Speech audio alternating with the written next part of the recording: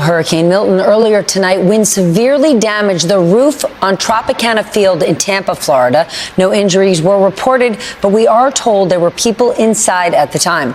I want to bring back NBC News meteorologist Bill Cairns. Bill, give us the latest. Yeah, we must have had about 100, maybe possibly 105 mile per hour wind gusts there at Tropicana Field in St. Petersburg, home of the Rays. And yeah, it just tore that, the roof apart. It was like a canvas type roof that it was reported, but it should have been graded higher than that. So they're going to have to figure out what happened. So St. Petersburg right here, this has been the epicenter of an incredible heavy rain event. And one thing that if you've noticed with Helene and a lot of our storms, they're delivering more rain, and that's what climate change teaches us. A warmer atmosphere can hold more water, and we're getting these storms that are doing more things like this. So now we're up to 18 inches plus rain in St. Petersburg with this storm alone in the last 24 hours. 5 inches fell between 8 and 9 p.m. This is classified as a 1 in 1,000 year rainfall event in St. Petersburg. So going into each and every year, the odds of this happening are like 0.01. So as far as what's going to happen the rest of the night, the rainfall is letting up, but there's a chance they could get over 20 inches by the time it's said and done. By the way, the Florida state record for the most rain in 24 hours is in the Keys and Key West,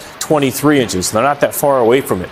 We have roughly about a third to a quarter of the state of Florida under flash flood warnings. This pinkish, magenta color here, this is under a flash flood emergency. We know we have high water all through this region, and we know there's water rescues that are going to be needed once the winds die down enough, which may not come till sunrise in some cases. And this is exiting rather quickly. We do think that by the time we get around 8 a.m., this storm's off the coast and it's gone. You can see now it's just south here of I-4, not too far away from Orlando. This is where the heaviest rain has shifted. It's also very windy and nasty all the way up in Volusia County here. Orlando's kind of got some of the heaviest rain right now, and I'm sure the wind gusts are picking up along with it. So that high risk of flash flooding continues through the night tonight. Here's a couple interesting things. We still are watching the water rising in Fort Myers. We've crested in Naples. That water's going down, but a 5-foot water is in the streets. It's in the buildings in Fort Myers. Up in Tampa, the water is still low, and this was incredible. In East Bay, they actually had an anti-surge. So it's the opposite of the water storm surge coming in. It went out. It dropped 5 feet. People could see the bottom of the entire bay in this area by the shoreline.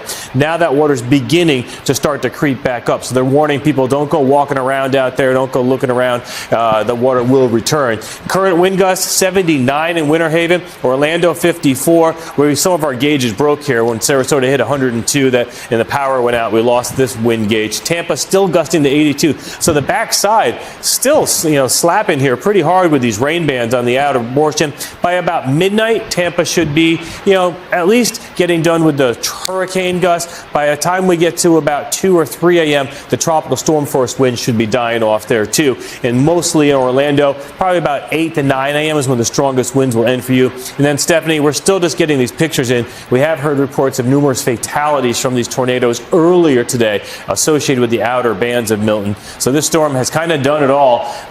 It'll be gone by tomorrow, and we'll never have another Milton. It's almost guaranteed that this will be another storm just like Helene. We'll retire that name, and we'll have to have a new M-named storm.